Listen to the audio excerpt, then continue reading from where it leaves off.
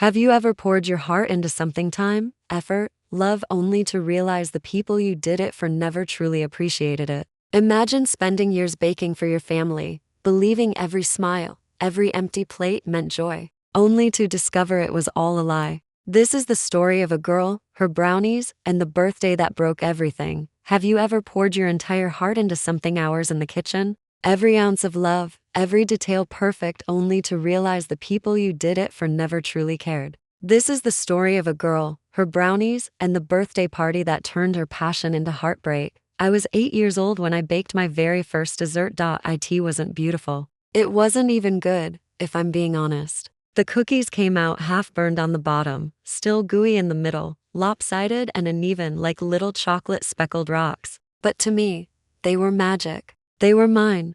I still remember the kitchen that day. The counters dusted with flour, the mixing bowl way too big for my little hands, the wooden spoon clutched tight like a sword. I remember standing on a chair just to reach the oven, my mom hovering behind me with nervous eyes but letting me do it anyway. When the timer dinged, I pulled the tray out with oversized mitts that swallowed my arms. The smell hit first: warm butter, sugar caramelizing, chocolate melting. It didn't matter that the cookies looked like chaos. To me, they smelled like victory. I carried them into the living room, cheeks pink with pride. My dad looked up from the TV, eyebrows raised. My little sister clapped like I had just performed a magic trick. And my mom, bless her heart, took a cookie, bit down, and forced a smile, even as her jaw worked against the burnt bottom. But I didn't notice. All I saw was approval. All I felt was love. That night, lying in bed, I thought, this is who I am. This is my thing. While other kids dreamed about growing up to be astronauts or singers,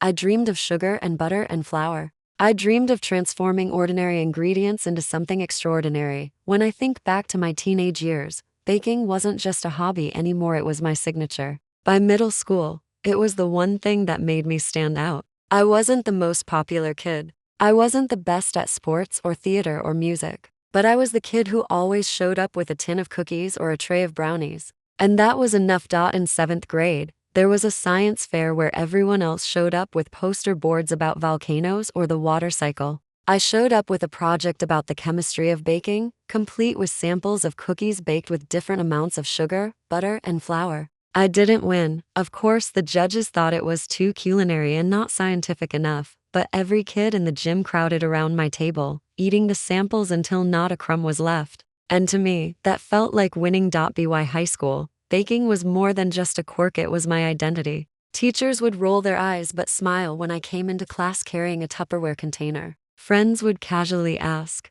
"So, are you bringing cupcakes to the pep rally?" And I'd grin because of course I was. I wanted to be the reliable one, the girl who brought sweetness to every gathering, the one people could count on to turn an ordinary day into something special. But beneath the surface, it was more than just attention. Baking gave me control. When the world of high school felt chaotic, friend groups shifting, crushes unreturned, the constant pressure of grades, I knew that in my kitchen, things made sense. Recipes had rules. Ingredients measured out precisely. If you followed the steps, you got a result. Sometimes imperfect, yes, but still something you created. Something that was yours.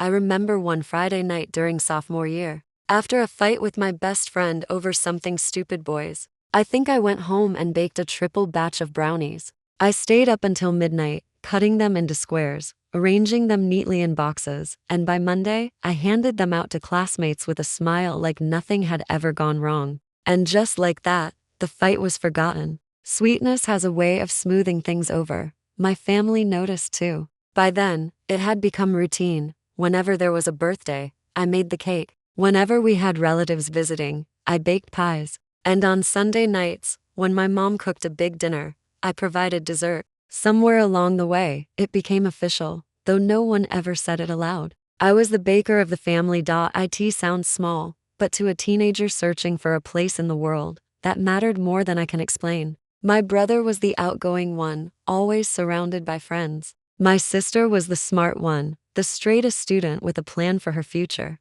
And me, I was the one who made brownies. I didn't resent it. In fact, I leaned into it. It gave me a role, a space to belong. One of my clearest memories is from Christmas when I was 16. Snow was falling outside, and my mom was wrapping gifts in the living room. I was in the kitchen, up to my elbows in flour, rolling out gingerbread dough. My dad came in, kissed the top of my head, and said, "Smells like Christmas in here. You know, kiddo, I think you're the reason this house feels like home." I think that was the moment it clicked. Baking wasn't just about food. It was about love. It was about giving people something that made them pause, smile, and feel cared for. It was my love language long before I knew what a love language even was.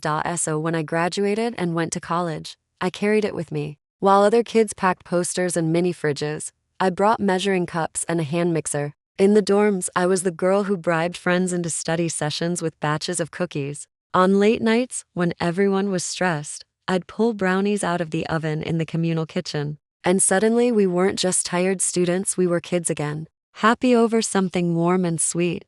Looking back, I realize how much of my identity was tied to this one thing. And while some people might think that's silly after all, it's just baking. What they don't understand is that when you pour yourself into something, when you make it your language of love, it stops being just anything. For me, baking was the way I said, "I see you. I care about you. You matter." And so, as the years passed and I became an adult, it never stopped. It only deepened.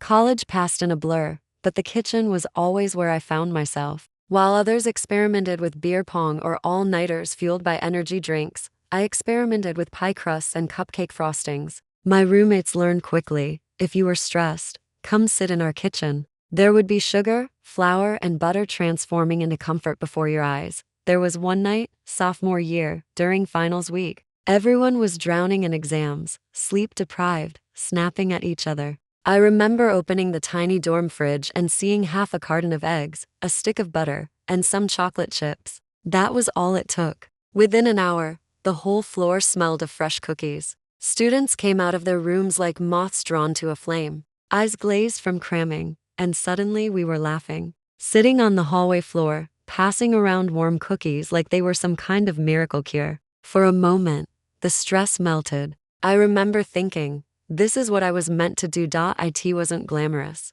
I didn't study culinary arts or chase a degree in hospitality. I majored in communications like half the country, unsure where it would lead. But even as I turned in essays and gave presentations, I knew the truth. Baking was the anchor. It was the one constant, no matter how chaotic life became. After college, reality hit hard. Bills, rent, job hunting. I landed an entry-level position at a marketing agency in the city. Long hours, endless coffee, deadlines that felt like tidal waves. And yet, even in that gray routine, I brought color through baking. My coworkers started to notice. Monday mornings, when everyone looked like zombies, I'd show up with a box of muffins. Suddenly, people smiled. Suddenly, there was a little light at the beginning of a long week. That's the thing, people underestimate the power of small kindnesses. No one remembers the email you sent at them or the report you rushed to finish, but they'll remember the cupcake you handed them when they were too exhausted to keep their eyes open. They'll remember the slice of pie you brought in when it was raining outside, when morale was low. That's the magic of baking. It lingers. There's one particular day I'll never forget. It was during a brutal winter, the kind where the city feels like it's made of ice, and everyone is miserable. Our office had just lost a major client, tensions were high, and people were snapping at each other. I'd been up late the night before, restless, so I baked a batch of cinnamon rolls, sticky, gooey, the kind that fills your lungs with warmth the second you smell them. I brought them in the next morning, set them down in the break room, and within an hour the entire mood of the office shifted. People were laughing, talking again. The heaviness lifted, even if just for a while. That's when I realized, I wasn't just baking, I was healing. But here's the thing nobody tells you about being the baker. It becomes your identity, your expectation. People don't just appreciate it, they start to rely on it. Birthdays? I was the one expected to bring the cake. Office parties? I supplied the desserts. Family gatherings? Everyone waited for me to show up with pies, as if the event wasn't complete without them. At first, it felt flattering. I was needed. I was special. But slowly, it started to weigh on me, because what happens when you're too tired to bake? When your oven breaks? When life feels heavy and all you want is to be the one receiving comfort instead of always giving it. I learned that lesson one night when everything fell apart. It was my mom's birthday. I'd promised her a lemon cake, her favorite. I'd worked late, exhausted, but I told myself I could manage. I bought the ingredients, started mixing, but something was off. I was distracted, drained, and in my haze I forgot the sugar. The cake came out pale, dry, bitter. A disaster. When I served it, I saw the look on my mom's face, trying so hard to smile, to be gracious. "It's okay, honey," she said, cutting a tiny piece. But inside, I felt like I'd failed her, failed everyone. Because I wasn't just serving cake, I was serving love. And that night, my love had come out wrong. That was the first time I realized baking wasn't just my gift. It was also my burden. And yet, even after that, I couldn't stop. Because as much as it drained me, it also gave me life. I kept baking. For birthdays, for office events, for lonely nights when the silence in my apartment felt too heavy. Sometimes, I think I baked just to remind myself that I was still capable of creating something sweet in a world that often felt so bitter. Little did I know, that very habit, the act of always giving, always pouring myself into sugar and flour, would lead me straight into the conflict that changed everything. Time has a strange way of sneaking up on you. One minute, you're in your 20s, juggling late-night work emails and half-finished dreams, and the next, you're staring at a calendar realizing your older brother is turning 30, a milestone, a number that carried weight, not just for him, but for all of us. I remember standing in my kitchen, staring at the recipe I'd saved on my phone weeks before. It wasn't just any recipe, it was the cheesecake. The one I'd seen scrolling late at night, with perfect layers and a golden Biscoff crust that seemed to glow on the screen. The kind of dessert that could silence a room, not because people were afraid to speak, but because their mouths were too busy savoring. This time, I wanted to do more than just bring dessert. I wanted to prove something, not just to my family, but to myself, that I wasn't just the girl who always made brownies on the first Sunday of the month, that I wasn't just the reliable baker who carried other people's joy in sugar-dusted boxes. I wanted to be extraordinary. So I planned. I bought the ingredients with care, no shortcuts, no store-brand compromises. Cream cheese, eggs, butter, Biscoff cookies that crumbled like silk between my fingers. I measured everything twice, poured with precision, my hands moving like they had a memory of their own. Hours slipped by in a trance. The oven's hum, the aroma filling every corner, the steady rhythm of my whisk. It was as if the world outside had vanished, leaving only me and this cake. By the time I layered the last topping, I felt a surge of pride I hadn't felt in years. The cheesecake stood tall, flawless, like something out of a glossy magazine. For once, I didn't doubt myself. For once, I believed, this will be enough. I will be enough. The day of the party came, and I carried that cake like it was a fragile piece of my soul. My heart thudded with every step. People greeted me at the door with smiles, laughter, chatter, but all I could think about was setting the cake down on the table, unveiling it like a magician's trick, waiting for the collective gasp. And at first, there was silence. The good kind. The kind where eyes widen, voices hush, and you feel the weight of admiration pressing against you. Someone even whispered, "Wow." My chest swelled. This was it. This was the moment I'd been chasing. But then, like a pin bursting a balloon, it happened. My sister-in-law's voice cut through the air, sharp and careless. "Oh, thank God it's not one of those dry brownies again." Laughter. From the table, from the corners of the room, even from my brother, the man whose birthday it was, as he added, "We all prayed there'd be no brownies tonight." In an instant, everything shifted. My pride curdled into shame. My hands, once steady, trembled. I felt heat rising in my chest, in my cheeks, but not the comforting warmth of an oven. This was fire, anger, humiliation, and that's when the realization hit me like a blow. All those years, all those Sundays, all those brownies I thought were shared with love, they had been endured. Not enjoyed, not cherished, endured. They hadn't been eating because they wanted to. They'd been eating because they didn't want to hurt me. The laughter filled the room, echoing, warping, until it no longer sounded like joy. It sounded like betrayal. And then, before anyone could take a bite of my masterpiece, before anyone could soften the blow with a kind word, I acted. I grabbed the cake, that beautiful cheesecake I'd poured hours of my heart into, and I threw it to the ground. The plate shattered, cream and crumbs scattering like broken promises. "Next year," I said, my voice shaking, but loud enough to cut through the silence that followed. "You can buy your own damn cake." And I walked out. The air outside was cold, biting, but it was nothing compared to the chill I felt in my chest. I kept walking, faster, farther, as if distance could smother the ache that gnawed at me. For the first time in my life, baking hadn't brought joy. It had brought me shame, and I couldn't stop asking myself, was I the villain in this story, too sensitive, too dramatic over a dessert? Or had they betrayed me, masking their distaste in silence until it exploded in laughter at my expense? The question haunted me, and even now, I still don't know the answer. I didn't look back as I stormed out of the house. The sound of my footsteps against the pavement drowned out everything else, the chatter, the gasps, the stunned silence I'd left behind. My brother's street was lit by those yellow, flickering lamps that make everything look harsher at night. Cold wind stung my face, but it was nothing compared to the sting inside me. I could still hear it. Their laughter, my sister-in-law's voice, laced with sarcasm, my brother's careless joke, the way the whole room had erupted as if my baking the thing that meant everything to me was nothing more than a punchline in their private comedy. I replayed it over and over in my head. The years of brownies, cookies, pies, every Sunday, every birthday, every holiday. All those times I thought I was adding sweetness to their lives, when in reality, maybe I was just serving them something they endured out of pity. That thought cut deeper than any insult. I stopped walking, breath sharp in my chest. My phone buzzed in my pocket, texts from my sister, my mom, maybe even my brother, but I couldn't bring myself to look. Not yet. The screen could wait. My shame couldn't.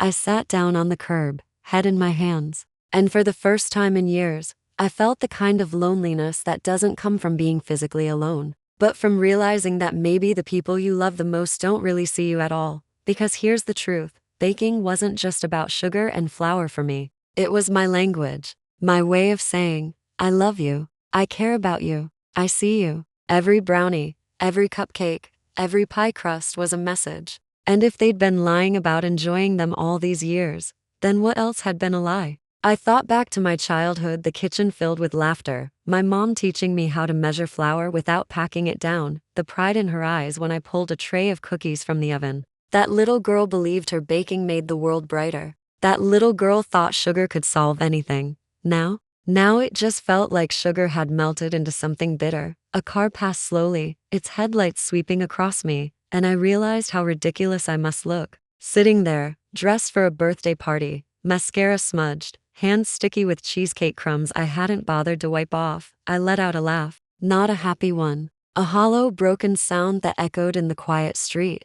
What if they were right? What if my brownies really were awful? Dry, overbaked, something no one truly enjoyed? Did that mean my whole identity, this thing I'd poured my heart into, was a lie? The thought terrified me, but another voice, quieter, tried to push back. Or maybe it wasn't about the brownies at all. Maybe it was about the way they dismissed you. The way they turned your gift into a joke instead of a conversation. Because if they truly hadn't liked my brownies, they could have told me, gently, kindly, not waited years and then laughed in my face. The buzzing in my pocket wouldn't stop. Finally, I pulled out my phone. Messages lit up the screen. Sister. Hey, you okay? That was intense. Mom. Sweetheart, come back. Don't let this ruin the night. Brother, come on. It was just a joke. Don't take it so seriously. That last one made my blood boil. Just a joke. The universal excuse people use to cover cruelty. If it had been just a joke, why did it feel like my chest was caving in? I didn't reply. I shoved the phone back in my pocket and stood. The night air was sharp, carrying the scent of barbecue smoke and distant laughter from another house down the block. People celebrating, unaware that in this corner of the street, someone's heart had just cracked. I didn't know where I was walking, but I knew I couldn't go back inside. Not yet. Maybe not ever. Because sometimes, once a truth is revealed, you can't unhear it. You can't pretend it doesn't exist. And the truth was this. The people I thought appreciated me didn't, or at least, not the way I needed them to. And that realization was heavier than any cake I had ever carried. I don't know how long I walked that night. The neighborhood blurred into shapes and shadows, porches lit with string lights, the smell of cut grass, the faint hum of televisions behind curtains. My mind replayed the scene in the dining room like a movie reel I couldn't stop. The cake, the laughter, my brother's smirk, my own voice, sharp, foreign, echoing in my ears. You can buy your own damn cake. My phone buzzed again. Relentless. Finally, I picked up. It was my sister. "Where are you?" She whispered, as if she were hiding in another room. "Walking," I said flatly. "Everyone's awkward right now. Like, no one knows what to say." "Good," I snapped before I could stop myself. "Maybe they'll finally think about it." There was silence on the line, except for the muffled sound of voices in the background. Then she sighed. "Look, I get why you're upset. That was brutal. But throwing the cake? You kind of made it worse." I stopped under a streetlight, gripping the phone tighter. "Worse? They humiliated me. In front of everyone. And I'm supposed to just laugh it off?" She hesitated. "No, but you know how they are. Joking, teasing. They didn't mean to." I cut her off. "Stop. Don't tell me they didn't mean it. They laughed. They meant it." Another silence. Then quietly, "I'm sorry." Her words softened something in me, but only slightly. "You ate them," I said, almost accusing. "The brownies. Every time." "You smiled. You never said a word."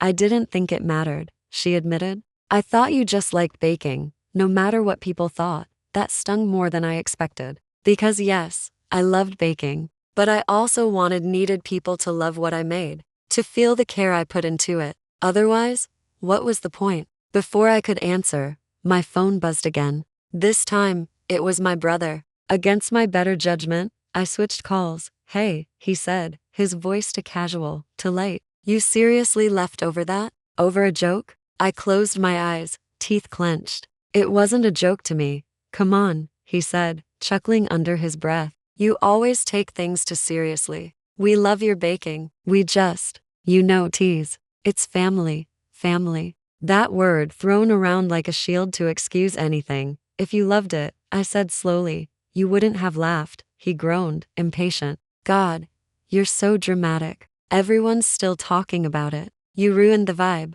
Mom's upset. Can you just apologize and come back?" Apologize. That word hit me like ice water. I pulled the phone from my ear, staring at it as if it had betrayed me. Apologize? For what? For caring? For daring to think my baking was worth more than their jokes? I hung up. The silence that followed was heavier than the night air. My phone buzzed again, but I didn't answer. I couldn't. If I heard one more voice telling me I was overreacting, I might actually scream. Instead, I found myself walking toward my apartment. Each step felt heavier, but also necessary. I needed space, distance, a kitchen that was mine and mine alone. When I finally reached my building, I sat on the couch without turning on the lights. My apartment smelled faintly of sugar and butter from the hours I'd spent baking earlier. But now the scent felt tainted, like a cruel reminder of everything I'd lost in a single night. I didn't cry right away. I just sat there, staring at my flour-dusted hands, replaying every word, every laugh.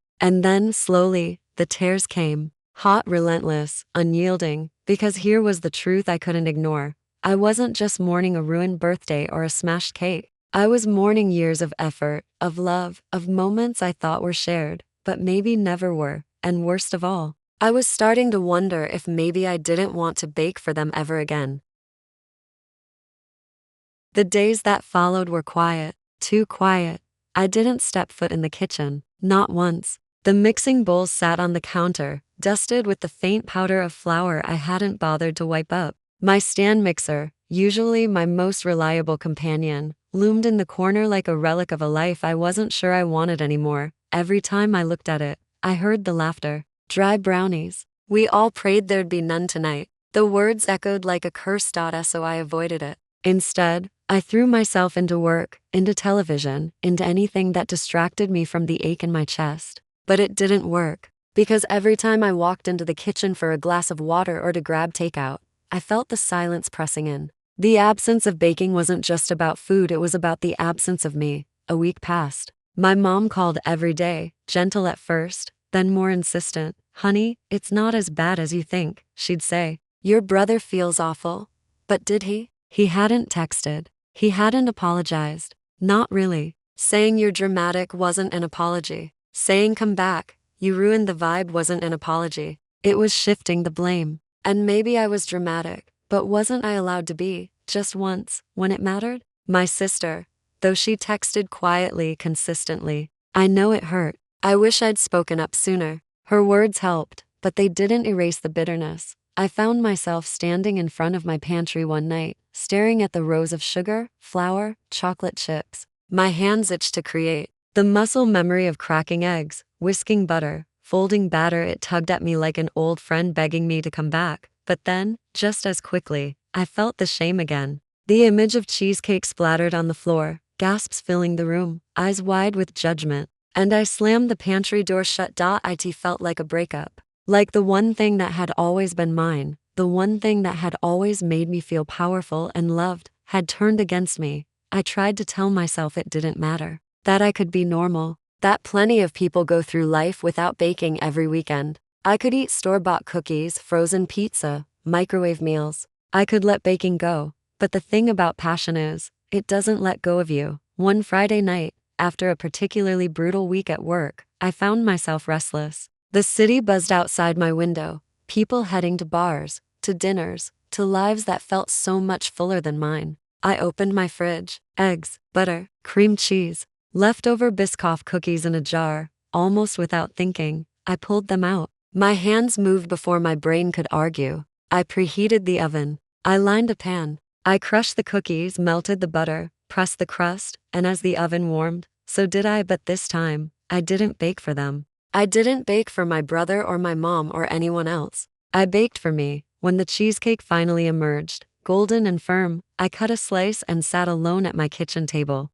No laughter, no judgment, just me, a fork, and silence. And for the first time since that night, I remembered why I loved this. Why I started when I was a little girl, standing on a chair so I could reach the counter, because baking wasn't about them. It wasn't about approval or tradition or carrying the weight of everyone's joy. It was about creating, about turning raw, simple ingredients into something more, something beautiful. I took a bite, and tears stung my eyes, not from shame this time, but from relief. Because no matter what they said, no matter how dry my brownies might have been, this part of me was still alive, still mine. Sunday came faster than I expected. For 2 weeks I'd ignored the group chat, left unread the messages about who was bringing what for dinner. But that morning, my sister sent me a picture, a mixing bowl, batter half stirred. Her caption read, "Not as good as yours. Please come." Something inside me softened. I thought about ignoring it, about staying cocooned in my safe little kitchen where no one could laugh, no one could spill my work on the floor. But another thought tugged at me. If I stayed away forever, then they'd win. The laughter would win. So I went. Walking into my mom's house felt like walking into a storm. My heart thudded in my chest. My palms were clammy. I carried nothing but a tin of cookies, safe, simple, nothing that could crash to the floor and shatter me with it. The kitchen was loud, alive, filled with the clatter of pans and voices overlapping. My mom spotted me first. Her eyes widened, then softened. She wiped her hands on her apron and pulled me into a hug that smelled of garlic and rosemary. "I'm glad you're here," she whispered. And for once, I believed her. Then came my brother. He hovered by the fridge, hands shoved in his pockets. When our eyes met, he froze. For a second, neither of us spoke. The room carried on without noticing the tension tightening between us. Finally, he said, "Hey." It wasn't much, but it wasn't nothing. I nodded. "Hey." An awkward silence stretched until he added, "I shouldn't have said what I said." Or laughed. He looked down at his shoes. "I didn't mean it like that."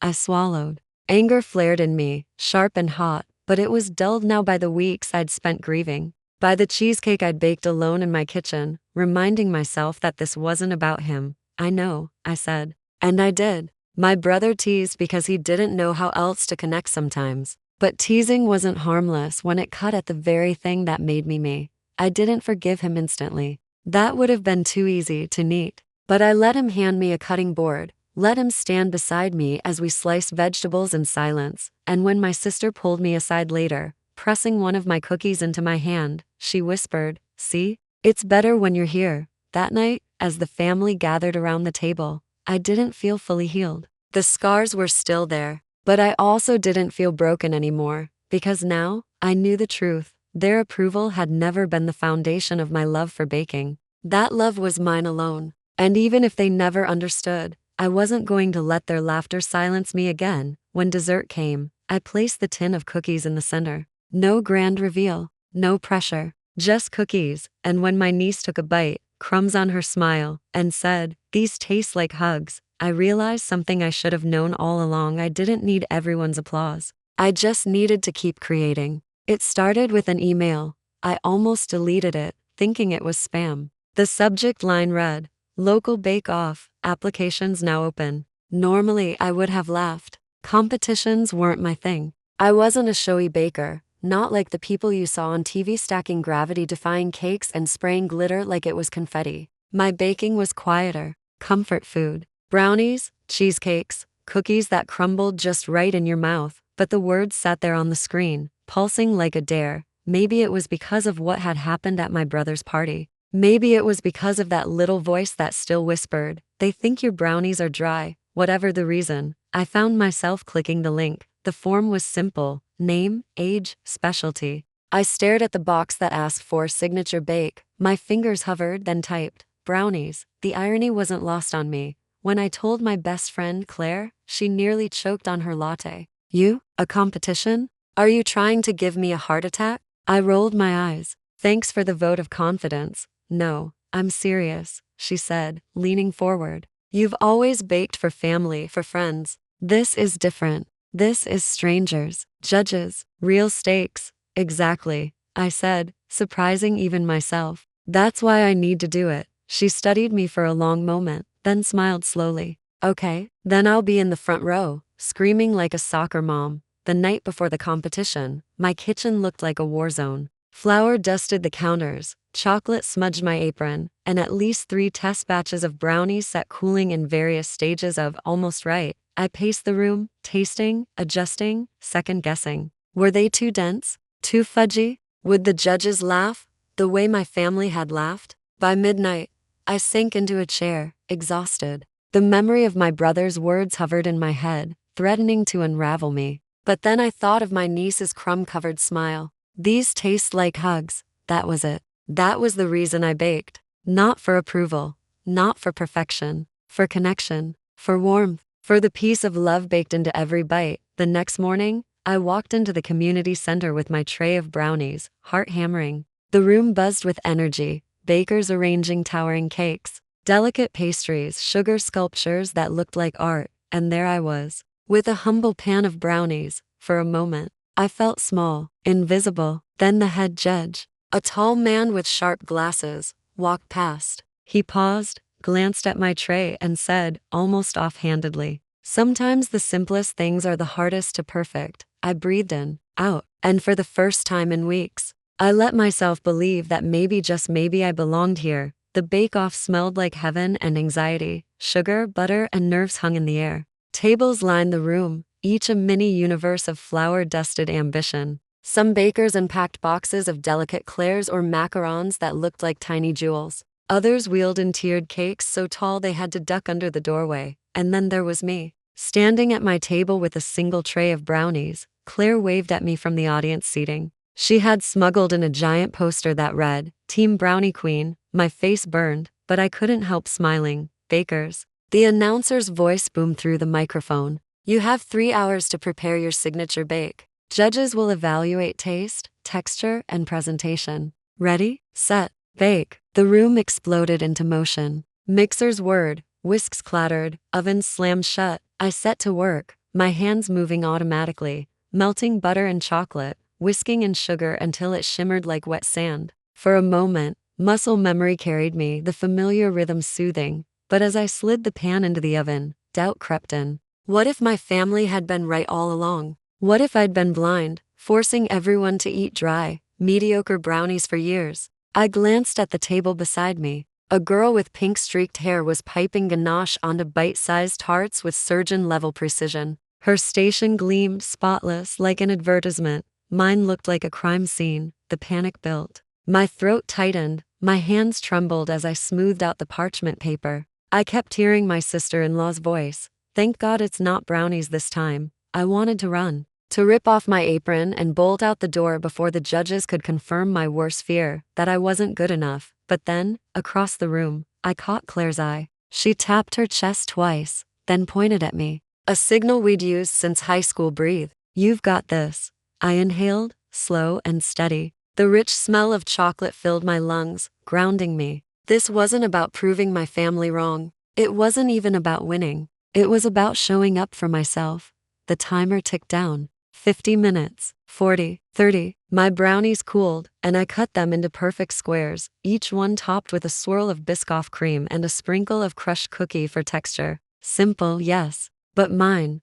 When the announcer called, "Hands up, bakers," I stepped back from my tray, chest heaving. My brownies looked small compared to the multi-tiered cakes and elaborate sugar work around the room. But they looked like me. The judges circled. I tried to read their faces as they stopped at each station, murmuring, scribbling notes. My palms sweated. Finally, they reached me. The man with sharp glasses from earlier picked up a brownie. He examined it like it was a diamond. Then he took a bite.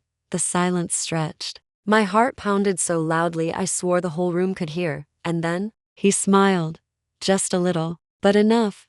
Interesting, he said. Unexpectedly complex for something so unassuming. The other judges nodded, taking their own bites. One whispered, "Comforting." Another said, "Balanced sweetness." I felt the tension uncoil inside me. For the first time in forever, someone outside of my family understood. Claire whooped from the audience like I'd just scored the winning touchdown, and for a flicker of a moment, I wasn't the girl embarrassed by laughter at a birthday party. I was a contender. The room felt smaller now, like the walls were closing in as the judges moved on to the next station. I took a shaky breath and leaned against my table, trying to steady my racing heart. Every time I glanced at the other bakers, their confidence felt like a challenge. The pink-haired girl with the perfectly piped tarts gave me a quick smirk as if she could sense my nerves. My stomach churned. "You okay?" Claire whispered from the audience. I nodded quickly, trying to convince myself more than her. I watched the judges taste, jotting notes, exchanging murmurs. One of them paused at my brownies again,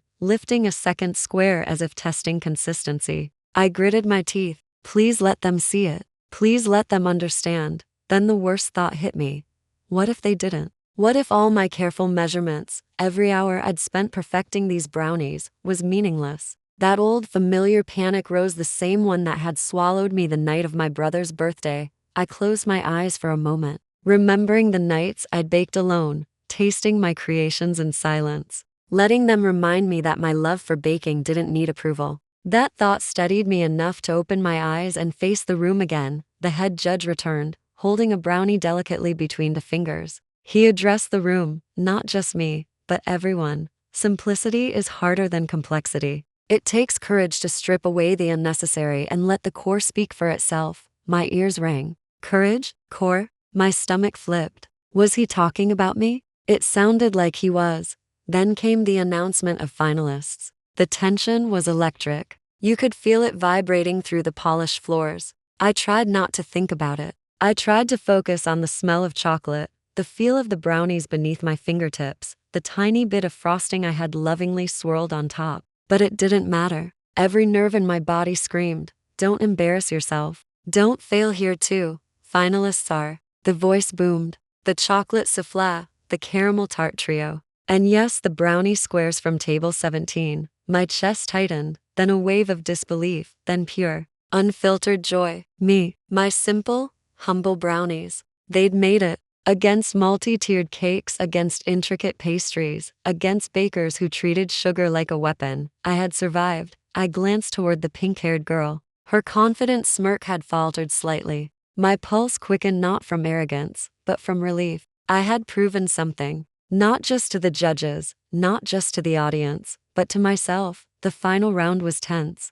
Judges asked questions about ingredients, baking techniques, even why I'd chosen such a simple dessert. Each question felt like a test, probing deeper than taste, demanding understanding.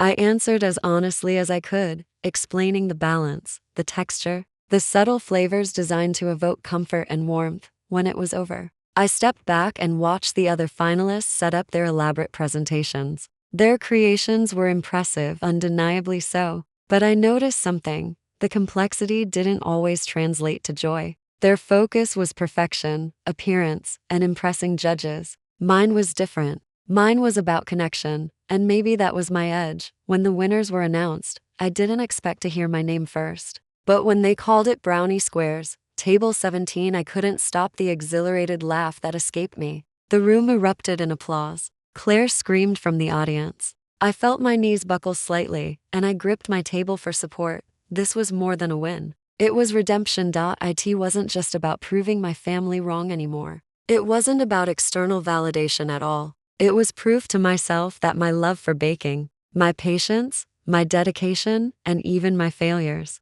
had meaning. Standing there with a small trophy in my hands, the smell of chocolate still thick in the air, I finally understood.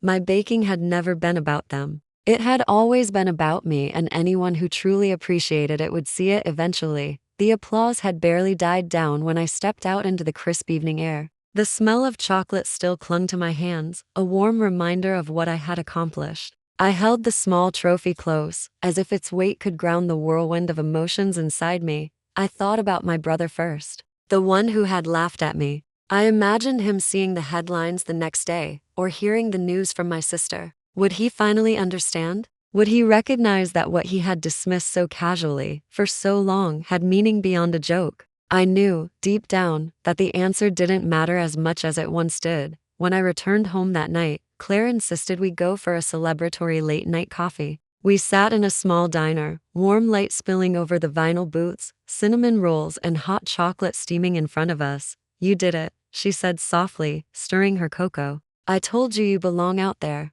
I laughed quietly, still riding the wave of adrenaline. I didn't just belong. I surprised myself. Her eyes met mine, serious now. Do you know what's amazing? You didn't bake for them. You didn't bake to prove a point. You baked for yourself. And that's why you won. It was true. The realization had been dawning on me all week. My passion wasn't a bargaining chip. It wasn't a tool to gain approval. It was my language, my escape, my anchor. And for the first time, I had used it without fear, without expectation, without shame. The next day, my phone buzzed again. My mom had sent a string of texts, congratulations, questions about my brownies, and offered to make dinner for me. I smiled. And then my brother called. Hey, he said, voice hesitant. I saw the news. Congratulations. I didn't realize how amazing your baking really is. I'm sorry about the other night. I paused, the familiar heat of past embarrassment creeping in, but then I took a deep breath. Thanks, I said. I appreciate it. We didn't need a long conversation. I didn't need a lecture about joking or sensitivity. That moment, brief and simple, was enough. Over the next few weeks, the dynamics with my family subtly shifted. My sister-in-law actually asked me for recipes instead of teasing. My brother stopped making casual remarks about my brownies and instead started to comment on subtle improvements, on flavors, on textures. Even my niece got a little more curious, asking me questions like she was learning from a master chef. But the most important shift was inside me. I realized that even when people misunderstand you, even when laughter cuts too deep, your identity and your joy can remain intact. My love for baking wasn't fragile. It was resilient. And it wasn't defined by anyone else's taste buds, opinions, or jokes. I returned to my kitchen one Sunday morning, the same one where I had started all those years ago. The light spilled through the window, warm on the counters. I pulled out butter, sugar, eggs, and chocolate. I didn't measure for perfection. I didn't worry about what anyone else would think. I just baked, and for the first time in a long time, it felt pure, because baking was never just about dessert. It was about love, about connection, about creating something that could comfort, surprise, or simply exist in the world as an extension of me. As I placed the first tray of brownies into the oven, I smiled. The journey hadn't been easy. There had been humiliation, doubt, heartbreak, and confrontation. But I had survived all of it. And now, I could bake freely, without fear, without apology, and with the quiet certainty that my passion and my heart were mine to share, in my own way, on my own terms. And that, I realized, was sweeter than any cake, any cheesecake, or any brownie I'd ever made. A month had passed since the bake-off, but the thrill of victory hadn't faded. In fact, it had grown into something quieter, more persistent, a curiosity, a sense that maybe my baking could reach beyond the walls of my apartment and my family's living room. It started with social media. I had avoided it for years, thinking it was shallow, performative. But one evening, scrolling aimlessly through my feed, I saw a local food influencer posting a video of their homemade dessert, simple, imperfect, yet radiant. The comments were full of warmth and encouragement. And I thought, why not me? That night, I pulled out my phone and recorded a short video of myself making brownies. No fancy lights, no staged shots, just me, the chocolate, the butter, and the rhythm of the whisk. I talked through the process, explaining how the texture could be fudgy without being dense, how the balance of sugar and chocolate created depth without overpowering. I hesitated before posting. My thumb hovered over the share button. Could I handle the exposure? What if people laughed at my brownies the same way my family had? But then I thought of my niece's smile, the judges at the bake-off, Claire cheering me on in the audience. I pressed post. The response was immediate. Comments rolled in, some curious, some encouraging, some offering tips or asking questions. People tagged friends, shared recipes, and for the first time, I felt the thrill of connecting with strangers through my craft. Encouraged, I posted more cookies, pies, cupcakes, cheesecake. Each video was a small story, a snippet of my kitchen life. And with each post, I felt my confidence grow. One evening, as I was replying to a string of messages, an email popped up in my inbox. We love your baking style. We'd like to feature you on our local culinary channel. Are you interested? I read it 3 times before believing it. Then finally, I laughed a full, unrestrained laugh that filled my small apartment. This was real. Not a dream. Not a passing thought. An opportunity. The interview, taping, and feature were nerve-wracking, of course. A camera crew in my kitchen, lights bright, microphones clipped to my apron, questions fired at me faster than I could answer. But I realized something important. I wasn't baking to impress them. I was baking to share my story, my passion, my journey, and as I explained my process, demonstrated my favorite recipes, and spoke about the challenges of learning to love my baking again after my family incident, I noticed the genuine interest on the crew's faces. They weren't laughing. They weren't judging. They were listening. After the shoot, they thanked me profusely and said the feature would air the following week. I felt a spark of pride different from the fleeting pride of a birthday party or even a competition win. This was validation of my voice, my creativity, and my resilience. That night, I baked another batch of brownies, this time just for myself. I tasted one, smiling as the chocolate melted on my tongue. I thought about the long journey I'd been on, the ruined birthday cake, the family embarrassment, the weeks of self-doubt, the competition, and now this new chapter. I realized the most important lesson I had learned: approval from others was never the goal. Passion, persistence, and authenticity were, and as the oven hummed softly, casting golden light across the counters, I felt ready. Ready for the next challenge, ready to share my craft with the world. Ready to take the part of my story I had always kept private and turn it into something bigger than myself, because now I knew, baking was more than just dessert. It was my story, my heart, and my courage all baked into each creation. The morning the feature aired, I woke before my alarm, heart pounding. I brewed a cup of coffee, sat on the edge of my couch, and stared at the TV like a student about to face an exam. Claire called almost immediately, her voice bubbling with excitement. You ready? Are you freaking out yet? She asked. I don't know, I admitted. A little maybe. She laughed. Good, that's normal. Just remember you're amazing. People are going to see that. I set the mug down and took a deep breath. The screen flickered, and suddenly there I was. My kitchen, my hands, my messy counter, the whisk covered in chocolate. My voice, explaining the subtleties of brownies, cookies, and comfort desserts. As the feature unfolded, I felt a strange mixture of pride and vulnerability. People were seeing me in a way I had never allowed before, not just the polished final product, but the process, the effort, the mistakes, the laughter, the passion. Then came the social media storm. Within hours, comments flooded in, praise, curiosity, questions, and even some criticism. One comment read, "Wow, I never thought brownies could look this perfect. Can you teach me?" Another said, "Finally, a baker who actually explains why her desserts taste so good." Of course, not everyone was kind. A few harsh words stung. Too simple, not fancy enough for TV, looks like my grandma's kitchen. But for the first time, those comments didn't cripple me. They were just words, opinions, and they didn't define the hours I spent loving each creation. The most meaningful response came from my family. My brother texted, "Saw you on TV, proud of you." Finally understand what your baking really means. My sister-in-law even sent a long message. Sorry I ever laughed. You've always been amazing. I get it now.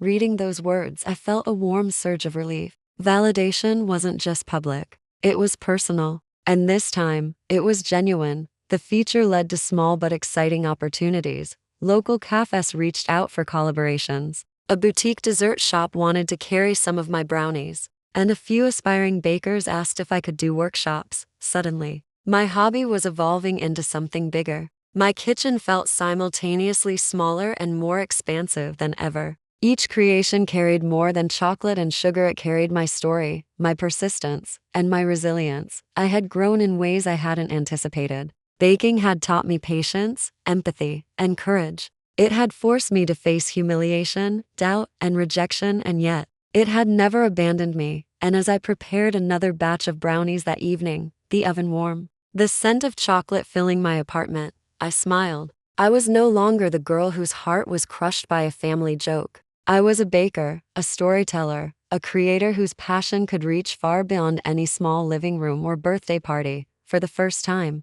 I understood the true power of what I had always loved. And I knew, without a doubt, that this was only the beginning. The weeks after the feature blurred together in a whirlwind of flour, sugar, and opportunity. My inbox overflowed with messages, invitations to local food fairs, requests for collaboration from small bakeries, and even emails from people wanting private lessons. Each one was exciting, but the sheer volume quickly became overwhelming. I found myself in the kitchen almost around the clock. I experimented with new recipes for workshops, perfected old favorites for local cafes, and even started planning a small pop-up event. The passion that had once been my quiet refuge was now a roaring fire I had to constantly feed, but the excitement came with unexpected stress. Deadlines loomed, social media engagement demanded attention, and I felt an invisible pressure to always be perfect. Every post had to look flawless. Every baked good had to taste extraordinary. The joy of creating began to feel like a performance. One afternoon, Claire called.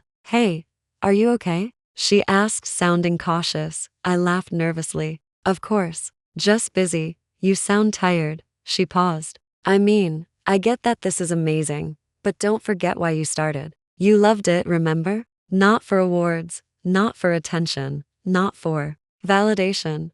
Her words hit me like a splash of cold water. I had been so consumed with pleasing others' followers, judges, potential business partners that I had almost forgotten what made baking meaningful to me in the first place. That night, I shut off my phone and stepped into my kitchen. The counter was cleared, the oven preheated, and the ingredients for brownies lined up in front of me. But this time, I didn't measure precisely. I didn't worry about perfect aesthetics or Instagram lighting. I let my hands guide me, as they had for years. Before anyone else's opinions mattered. As the chocolate melted and the batter thickened, I remembered all the quiet mornings I'd spend alone at the counter. The smell of sugar and butter filling the room. The sense of control and calm washing over me. Baking wasn't supposed to be stressful, it was supposed to be mine.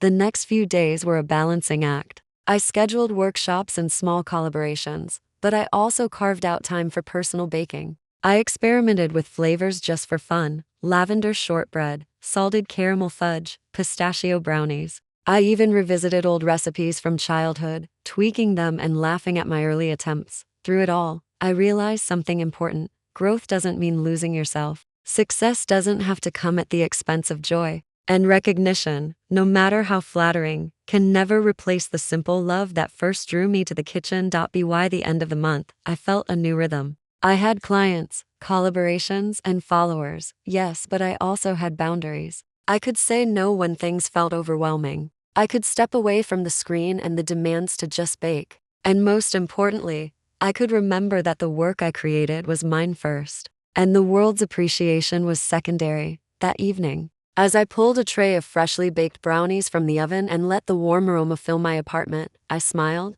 I was no longer just the girl humiliated by a birthday party joke. I was a baker, a creator, a teacher, and a storyteller. I had faced doubt, embarrassment, and pressure, and I had emerged stronger, wiser, and still in love with what I did. And as I tasted the first bite, the chocolate melting on my tongue, I realized that this was exactly where I was meant to be, in the kitchen, with flour on my hands, creating something beautiful just for me. The weekend came quietly, unlike the chaos of the past months. My kitchen smelled of warm chocolate and caramel, the familiar comfort filling the space like a long-lost friend. For the first time in weeks, I wasn't rushing to meet a deadline, respond to messages, or prepare for a workshop. I was just baking. I had spent the morning revisiting an old family recipe, my grandmother's cheesecake. The crust was crumbly, the filling smooth, rich with a hint of lemon. I measured, stirred, tasted, and smiled at each step. It was a connection to my past, to the lineage of women in my family who had baked with love, with care, with patience. Later, my phone buzzed. My brother had sent a message. "Can I come over later? Maybe we can bake together?" A small smile tugged at my lips. It was tentative but sincere. I typed back, "Of course. Bring your hands, not your jokes." When he arrived, there was a brief, awkward pause. But then we began. Flour dusted our arms, sugar clung to the countertops, and laughter, real laughter this time, filled the apartment. We talked as we worked, stories from childhood, memories of failed experiments, the times we had baked together without realizing the lessons we were learning. It was different now. He wasn't laughing to hurt or to tease. He was laughing because he was learning to appreciate, really appreciate, the dedication and care that went into every creation. And I wasn't baking for validation anymore. I was baking to share joy, to connect, to create. As the cheesecake baked,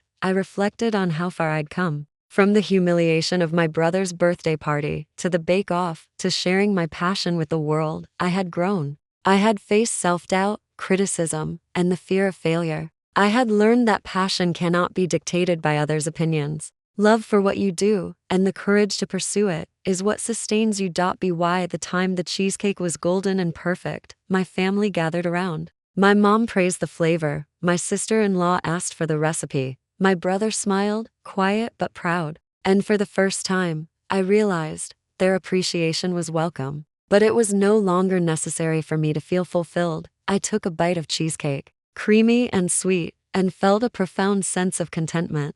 I had reclaimed my love for baking, my confidence, and my joy. I had learned to set boundaries, trust my instincts, and create on my own terms.